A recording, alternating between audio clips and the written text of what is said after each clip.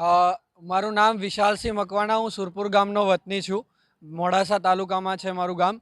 હવે છેલ્લા ઘણા ટાઈમથી માંગણી ચાલુ રહી છે કે મેદાન હોવું જોઈએ. જિલ્લા લેવલનું મેદાન નથી, બીજું ગામડાઓમાં બી મેદાન નથી.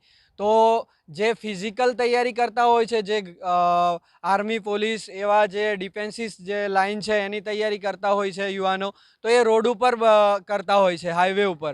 અને એમાં અકસ્માત બી ઘણા ધોરણે ઘણી જગ્યાએ થયા છે એમ, બરાબર. પણ અમારી માંગો પૂરી થઈ નથી, બરાબર. અને અમે એટલા માટે અહીંયા ભેગા થયા છીએ. યુવાનોની માંગો પૂરી થાય. અરવલ્લી જિલ્લાના યુવાનોમાં ઘણું બધું કૌશલ્ય છુપાઈ રહેલું છે. કદાચ મેદાન મળી જશે તો આમાંથી ઘણા યુવાનો કેન્દ્ર લેવલે, રાષ્ટ્રીય લેવલે કે વર્લ્ડવાઇડ જોવા મળશે.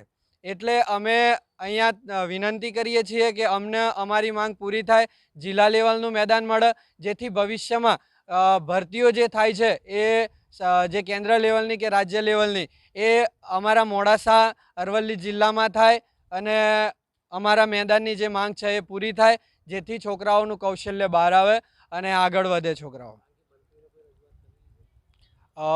ગામડાઓ લેવલે તો રજૂઆત કરતા જ હોય છે. આ મૌખિક વાતો બી ઘણા બધા થતા હોય છે. બીજું, જે ચૂંટણીનો માહોલ હોય છે ત્યારે મંત્રીશ્રીઓ આવીને ખોટા વાયદાઓ તો કરી જાય છે, પણ એ વાયદાઓ ક્યારેય પૂરા નહીં થયા. એ વાયદાઓ ફક્ત વાયદાઓ જ રહી ગયા છે, બરાબર. જે ચૂંટણી ટાઈમે હોય છે, આવે છે ગામડાઓમાં, મળે છે કે તમને તમારું મેદાન મળશે, પણ આવું ક્યારેય બન્યું નથી અને આ કામ પૂરું બી નથી થયું. અને એના કારણે રસ્તા રોડ ઉપર યુવાનો તૈયારી કરી રહ્યા છે પોતાના જીવના જોખમે.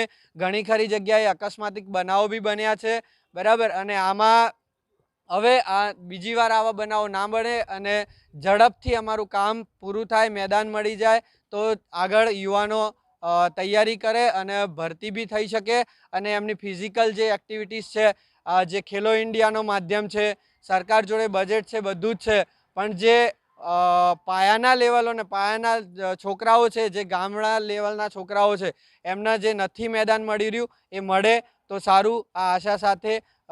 નમસ્કાર. આજરોજ અરવલ્લી જિલ્લાના આ યુવાનો સાથે ગામડાઓમાં રમતગમતના મેદાનો નથી તે બાબતે આવેદનપત્ર માટે આપવા આવ્યા છે. 40થી વધુ ગામના યુવાનો આવ્યા છે. અરવલ્લી જિલ્લામાં કેટલાય ગામોમાં રમતગમતના મેદાનો નથી, તેના કારણે યુવાનો રમતગમતની પ્રવૃત્તિઓ કરી શકતા નથી. જે રનિંગ હોય, પછી કૌશલ્યની જે પ્રવૃત્તિઓ એ કરી શકતા નથી. એટલે અમે આજરોજ યુવાનો સાથે કલેક્ટર સાહેબજીને આવેદનપત્ર આપવા આવ્યા છે કે સરકાર સુધી અમારો અવાજ પહોંચે કે સરકાર જોડે સંસાધનો છે, બજેટ છે, તો જરૂરી છે ફક્ત ઈચ્છા શક્તિની. સિટીઓમાં તો ગ્રાઉન્ડો છે મોટા મોટા સ્પોર્ટ એક્ટિવિટી માટે, પણ ગામડાઓમાં જે લોકો, જે આ વાલીઓ ખેતી અને પશુપાલન સાથે સંકળાયેલા છે, પણ એમના યુવાનોને રમતગમતની તૈયારીઓ માટે, રનિંગ માટે અને કૌશલ્ય પ્રવૃત્તિઓ માટે ગામડાઓમાં મેદાન નથી. એટલા માટે આજરોજ સરકાર સુધી અવાજ પહોંચે, કલેક્ટર સાહેબના માધ્યમથી અમે આવેદનપત્ર આપવા આવ્યા છીએ.